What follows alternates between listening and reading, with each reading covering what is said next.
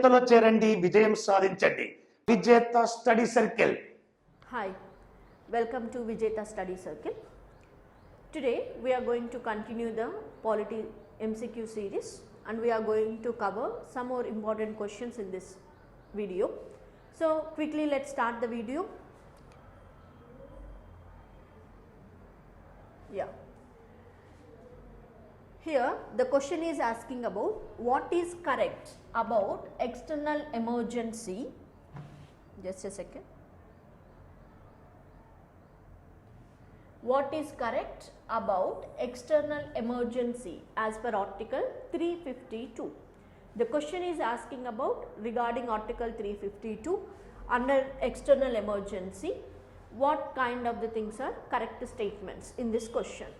As we all know, the article 352 is nothing but the national emergency. So it is proclaimed by the president. This statement is correct because the national emergency proclamation power lies in the hands of the president, and it should be approved by the parliament within 2 months. To impose this one, the parliament must give a approval for the continuation within 2 months.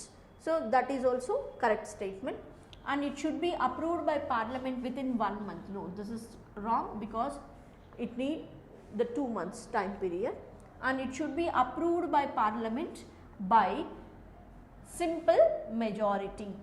So here the statement is speaking about the approving by the parliament by simple majority. Actually it need the 2/3 of the majority, not the simple majority. So it should be approved by parliament by 2/3 majority. So this statement is correct, not the earlier one, and it can be revoked by simple majority of parliament. This statement is correct because revoke nothing but if you want to stop it, if you want to discontinue the imposition of emergency, that bill must be passed with a simple majority. So this statement is correct. So it can be revoked by 2/3 majority. No, this require only simple majority. It can be approved in joint session of parliament. No, we don't require the joint session.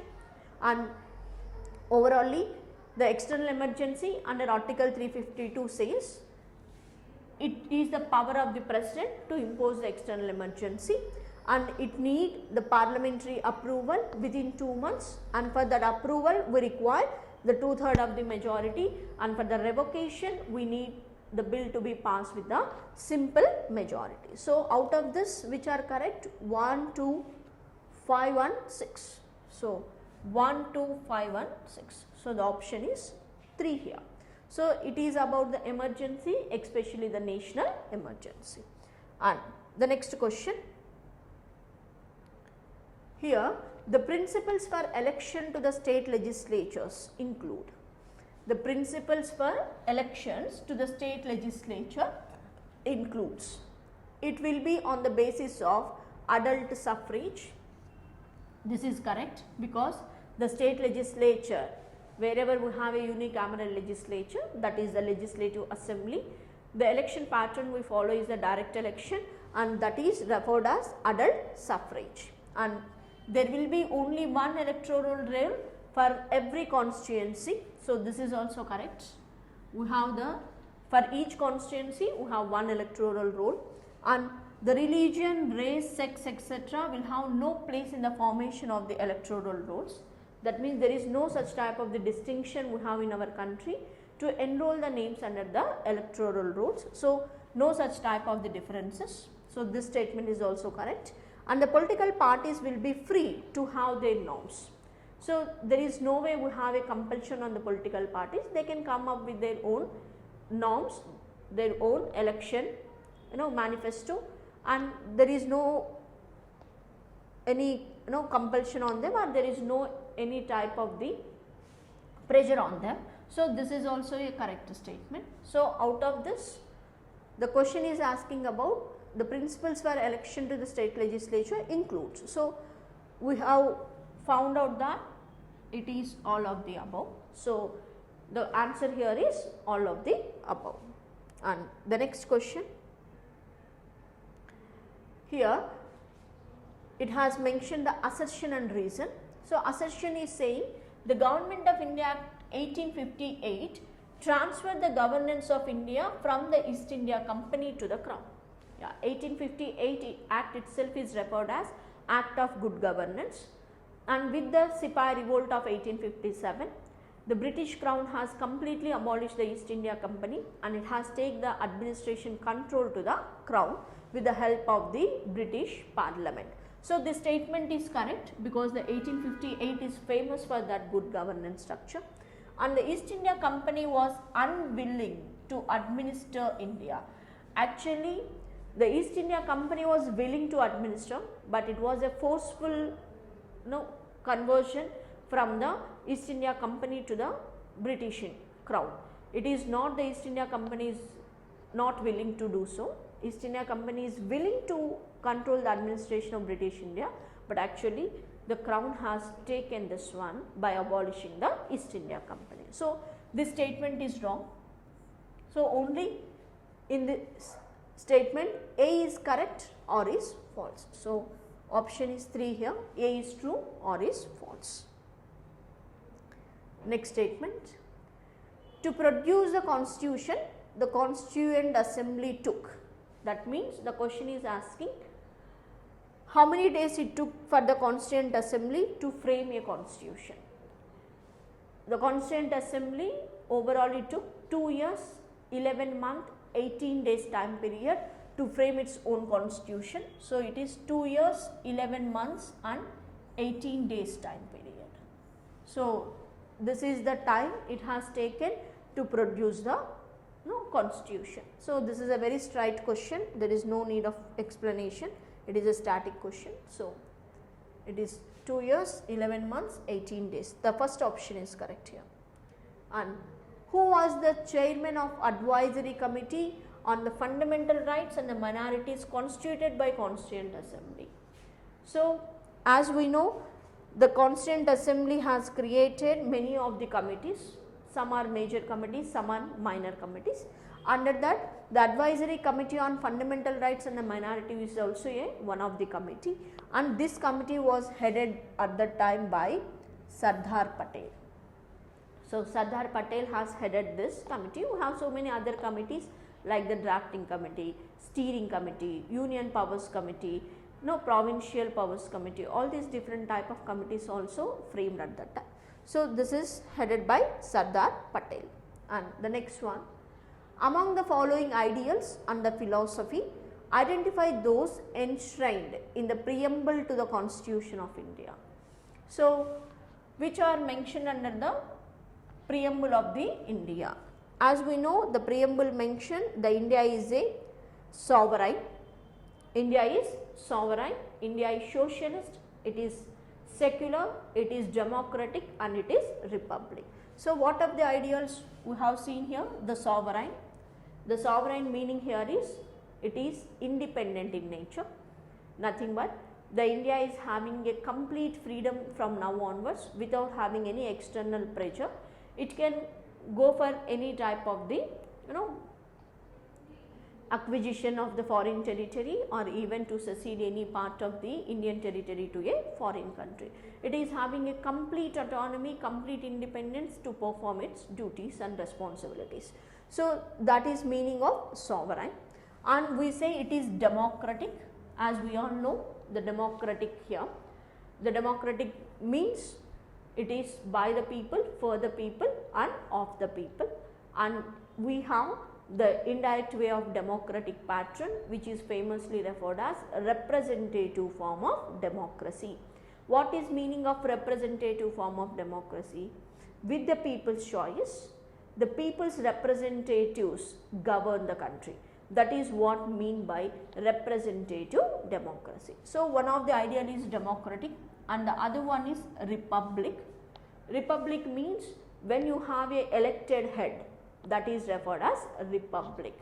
When you have the entire head of the state as a elected body, that is referred as republic.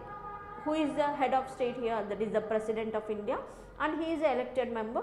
So, that is why it is referred as republic, and it is having the socialistic pattern.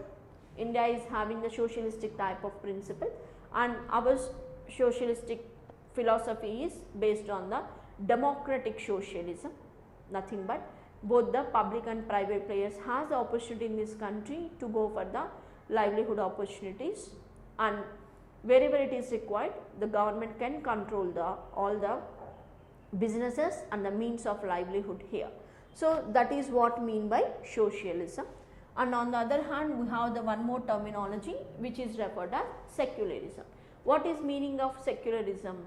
The state officially does not possess any religion and all the religions are equal in front of the state. That is what mean by secularism. So all these terms were mentioned as the ideals and the philosophy of the Indian Constitution under the preamble paper. So sovereign, democratic republic, socialist and secular. Capitalism and free trade, we don't mention this one under the preamble paper. So only 1 and 2 were mentioned here. So the option here is 1 and 2.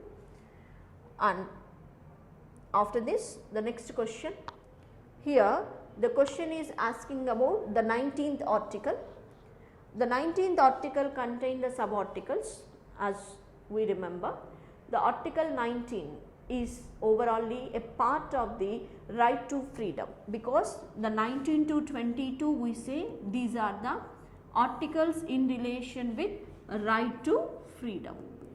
Under this, the article 19 contain sub-articles like the 19(1)(f) says the freedom of speech and expression, and the 19(1)(a) here the right to freedom of speech and expression. So this is one is correct. And article 19(1)(b), it is freedom to make a assembly. It's not associations, it is freedom to form an assembly. So this is wrong. And 19(e), this is freedom of residence, because the 19(1)(a) is the freedom of speech and expression. 19(1)(b) speak about the freedom to form an assembly, and the article 9(c) is about freedom to form associations. 19(c) says it is the right to freedom of forming associations, and 19(1)(d) says right to movement from one place to another place, and E says right to residence. That means you can stay at any part in the India as a resident. And after that we have the G, which is right to practice any type of the occupation in the country. And earlier we had one more article, that is F, which is right to acquire, dispose and hold any property rights. So this was removed through the 44th Constitutional Amendment Act 1978. So presently we have only 1, 2, 3, 4, 5, 6. Earlier the 19 article contained the 7 sub articles, but now the 19 article is ended up with only 6 articles because the 19(1)(f) was deleted. So as we are saying, it is speech and expression, and it is formation of assembly, and 19(c) says formation of associations, and D speaks about the freedom of movement, and E speaks about the freedom of residence, and G speaks about freedom to practice any occupation. Any occupation. So this is 19 article. So here let us try to match. 19(1)(a), freedom of speech and expression. So the first option is correct. 19(b) is in relation with assembly, but here it has mentioned the association, so this is wrong. And E is freedom of residence, so E is resident, so this is correct. And 19(1)(g) is the right to practice any profession or carry any occupation, trade or business. So this is correct. So the question is asking about which of the following is incorrect. Incorrect. So out of this, which is incorrect? 2 is incorrect. So here the answer is 2. So in this way we have to match the following, you have to answer the match the following questions in this way. So, let us see, let us try to solve one more question. Yeah. In the context of India, which one of the following is the correct relationship between rights and duties? The rights and duties. As we know, we have the fundamental rights and we have the fundamental duties. The fundamental rights were mentioned under Article 12 to 35 under Part 3 of the Constitution, and the duties were mentioned under Part 4A of Article 51A of the Constitution. So, the rights are correlative with duties. That means, whenever we are enjoying the rights, it is our mere responsibility to contribute to the society with our duties. We have the fundamental duties to be followed in the country, and every citizen must follow those duties. Then only whatever we were provided with the rights, those will have a value in the society. So, these are correlative with duties. Yeah, this is correct. Rights are personal and hence independent of society and duties. Rights are not personal, they are actually a dependent of the society and duties. They are not like you can enjoy any type of the right. No, the fundamental rights are qualitative in nature. If you remember, these are not absolute rights, these are only qualified rights. That means every fundamental rights is end up with some limitations, unless and until the societal order can be maintained, unless and until the morality can be maintained and the public order should not be disturbed, then you are eligible to enjoy the rights. If in case any of the order of the society gets disturbed, whatever the right you are enjoying, that is a punishable offence. So, these are actually dependent of the society, not independent of the society. And the rights, not duties, are important for the advancement of the personality and the citizen. Both the rights and duties, both are having the equal importance in our constitutional process to have a advancement of the personality. So, these two should be in a correlative in nature, and duties, not rights, are important for the stability of the states. No, we should not say the rights are important, we should not say the duties are important. These both should work in a balanced sense. All these two should move parallelly. Then only the society will have a development and the individual himself will get the development as a citizen. So, here the rights are correlative with duties, no way one is having a domination on the other. So, this is the rights are correlative with duties. The option here is 1. And the next question, in which of the following states of India the first ever e-Lok Adalat, e-Lok Adalat, electronic way of Lok Adalat, was started during the COVID-19 period? It is the current affairs related question, and the recently this initiative has taken by the Chhattisgarh. So, this is a current affairs related question. So, this is a straight away current affair question. So, we are going to see the next question now. Which one of the following schedules of the Constitution of India has fixed the number of members of the Rajya Sabha to be elected from each state? This is nothing but which schedule speaks about the allocation of the seats to the Rajya Sabha. From any state, how many seats to be allocated to the Rajya Sabha. This is mentioned under the 4th schedule of our Constitution. So, the 4th schedule speaks about the allocation of the members to the Rajya Sabha, number of seats to the Rajya Sabha. So, this is a straight away question, the 4th schedule. And in case of death of a president and vice president of India, who act as a president of India? The question is asking, both the president and the vice president both are died. That means normally in our constitutional process, the president position cannot be maintained as a vacant. That means there should not be any interregnum to the president position. If In case of the presidential death, we have an alternative, that is the vice president. The vice president immediately takes the charge as a president and he enjoys all the powers and the functions just like the president. If in case both the president and the vice president also died, then the Chief Justice of India act as a president. The Chief Justice of India. In case, suppose, let us imagine a condition, the Chief Justice of India is also not available, maybe he died or maybe he is not available to take the charge as a president. At the time, we ask the senior most judge of Supreme Court. Senior most judge of Supreme Court to be acted as a president. That means, first, in case of the death of the president, we ask the vice president, and in case of the death of the vice president, then Chief Justice of India. In case of absence of or the death of the Chief Justice of India, that is the senior most judge of the Supreme Court.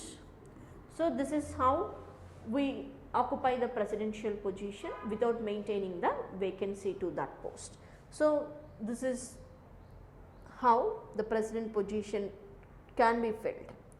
The next question. Consider the following provisions under the directive principles of state policy as enshrined in the Constitution of India. The question is asking about directive principles, and here which of the above are the Gandhian principles that are reflected in the directive principles of state policy. The question is specifically referring about the Gandhian principles. As we discussed in the previous videos also, the directive principles of state policy can be divided into three types, that is socialistic principles, Gandhian principles,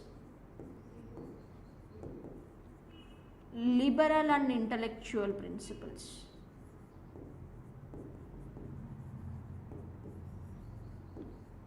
Liberal and intellectual principles. This is the way how we have differentiated the directive principles of state policy. This question is referring about the Gandhian principles, which all are mentioned under the Gandhian principles. So, securing for citizens of India a uniform civil code. This is not a Gandhian principle, in fact this is liberal and intellectual principle.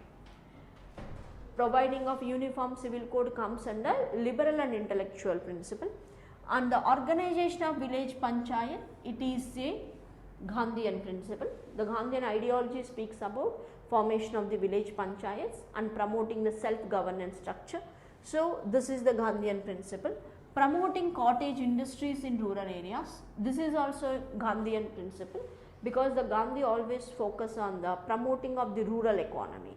The cottage industries, which are nothing but the small scale village industries, these should be promoted in the country, then only you can see the development from the rural area. The rural economy must be boosted up, then only the national income will grow in a good spirit way. So, that is what the meaning of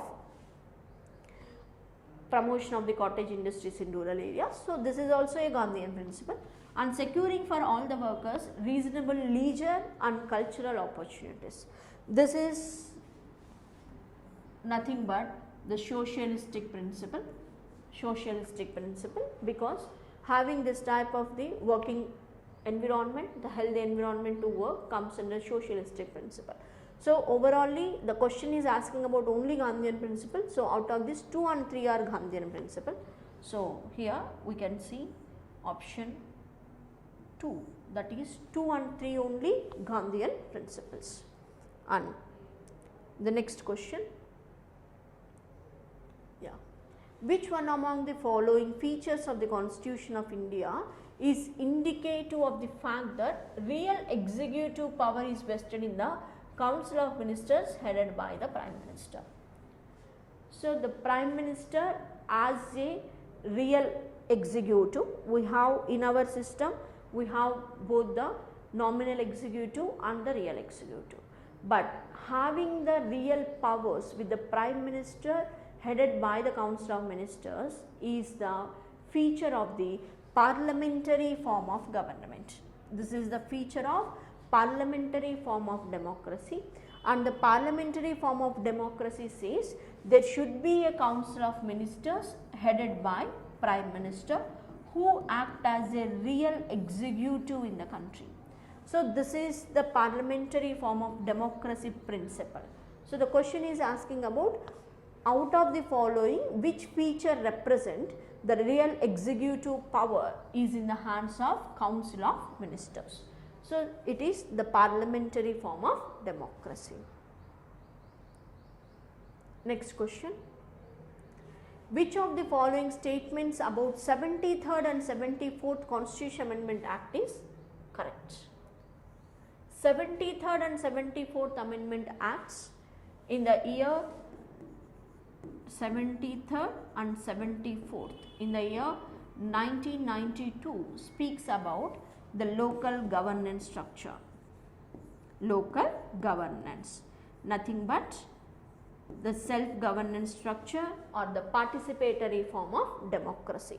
And the 73rd Amendment speaks about the local governance in the rural areas, that is nothing but the panchayats. And the 74 speaks about the municipalities.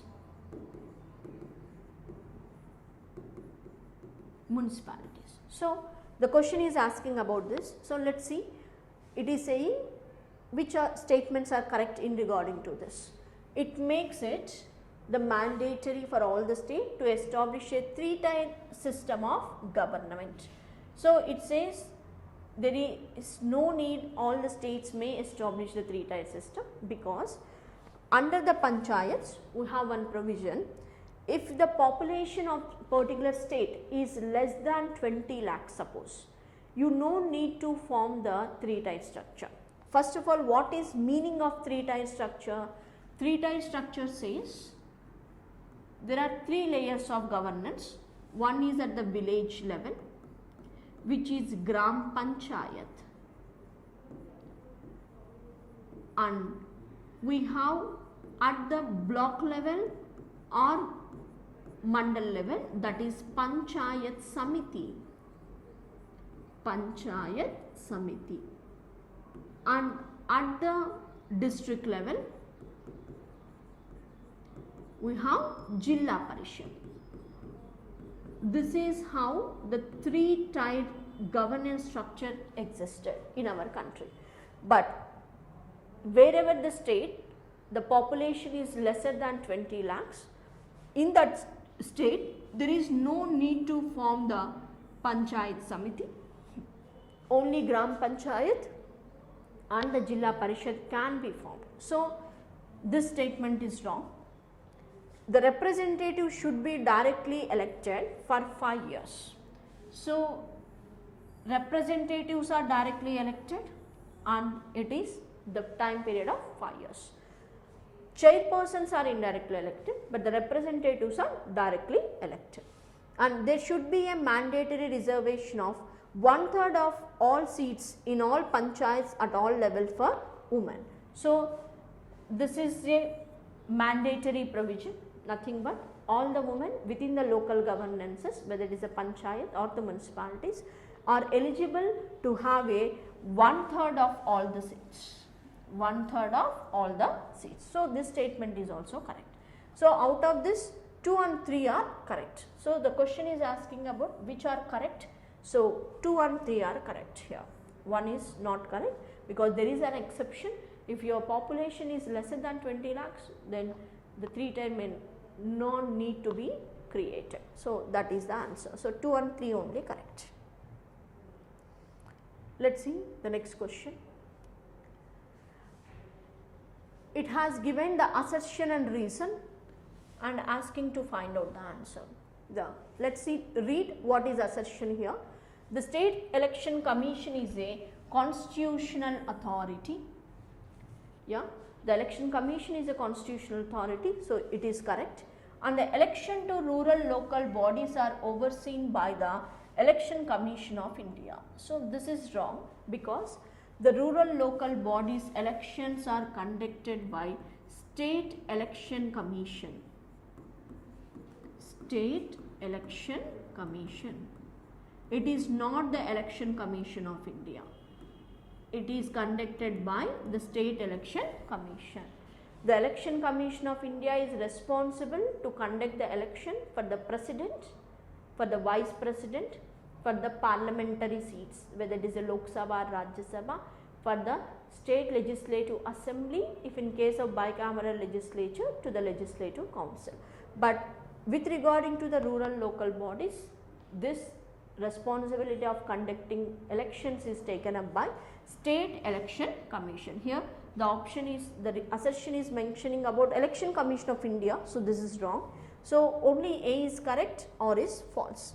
A is true or is false. So here the answer is A is true or is false. Let's see next question. Yeah. During the national emergency, the term of the House of the People, when there is a imposition of the national emergency, it is asking about what is the House of People position. What is the meaning of House of People? It is nothing but the Lok Sabha. What is meaning of House of People? Lok Sabha. House of State is referred as Rajya Sabha. So it is asking what about the Lok Sabha's position when there is an emergency. So if there is an emergency and the Lok Sabha time period is generally the 5 years. Yes. So once this 5 years time period of Lok Sabha is over, that means the time period of 5 years is over, but the Election Commission of India is unable to conduct the election, suppose, because there is a national emergency situation in the country. National emergency may be due to the war or maybe the external aggression, whatever is the reason. When there is a national emergency like situations, if in case the Election Commission of India is failure to conduct the elections before the completion of the 5 years of term period for the Lok Sabha, then what can the Lok Sabha position? That means the Lok Sabha can be extended, it can be extended with 1 year at a time, 1 year at a time, and you can keep on extending this time period unless and until the emergency ceases to operate. Emergency ceases. So the Lok Sabha can be extended 1 year at a time and for the indefinite time period unless and until the emergency situation ceases to exist. So here it cannot be extended, it says. No, it can be extended till the emergency laws, and can be extended for 1 year only, and can be extended till emergency laws, but only by 1 year at a time. So this is the perfect answer.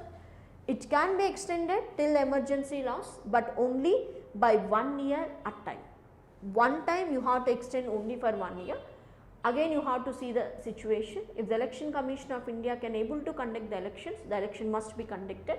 If again that type of situations occurs, then only you have to extend the Lok Sabha for 1 more year. So in this way, 1 year at a time for any number of years unless and until the emergency ceases to operate. That is what mean by the national emergency in relation with the Lok Sabha. So the question is asking about that. So the answer we have seen already. And the next question, yeah. The Indian Parliament is competent to enact law on a state subject if it has given some of the conditions, and it is asking under which condition the Parliament can make a law over the state subject. First of all, to understand this question, we have the 7th schedule. The 7th schedule. The 7th schedule mentions the 3 lists. One is union list, second is state list, and third is concurrent list. Concurrent list. And whatever the subjects mentioned under the union list, all these subjects only Parliament can make a law. And whatever the subjects mentioned under the state list, the state legislature can make a law. The concurrent list, both the parliament and state legislature equally enjoys the power to make a law. This is how the 7th schedule works. That means the subjects under the state list, only the state legislature can make a law. State legislature. But the question is asking, under following conditions, the parliament can make a law over the state subject. Generally, the state subjects, the power to make a law lies only in the hands of the state legislature, but at times the parliament can enjoy that power. So, the question is referring to this matter. So, let us see. Emergency under Article 352 is in operation. Article 352 is nothing but national emergency. We have seen the related questions just now. So, Article 352 is famous for national emergency. Just remember, though the name says it is a national emergency, the national emergency can be imposed either in the entire part of the country or only a small part of the country. That means, suppose the Arunachal Pradesh was facing a problem of the warlike situation, but the remaining entire part of the India was having a peaceful scenario. At the time, you no need to impose the emergency throughout the country, only the belt of Arunachal Pradesh where we have a warlike situation, that area can be under the external emergency or under the national emergency. That means the national emergency can be imposed either on the whole part of India or maybe a small part of the Indian territory. If in case any of the state is having this type of national emergency, then the parliament can enjoy the power to make a law over the state subject. So, this option is correct because it gets that authority, and all the state assemblies of the country make such a request. No, it is not correct. If in case 2 or more states has requested the parliament to make a law, any of the states whichever requests the parliament to make a law, it is an indication that the states itself voluntarily transferring the power from the state legislatures to the parliament. They are only requesting the parliament to make a law.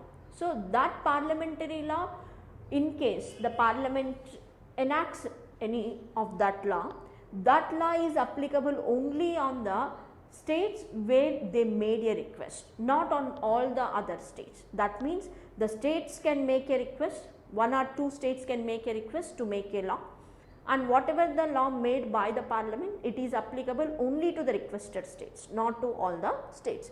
So, this is wrong, and the president sent such a message to parliament. The president does not enjoy this type of the powers in relating to legislative matters and none of the above. So, here the option is 1, because when there is an emergency like type of situations, then the parliament can get a power to make a law over the state subject. So, the answer here is 1.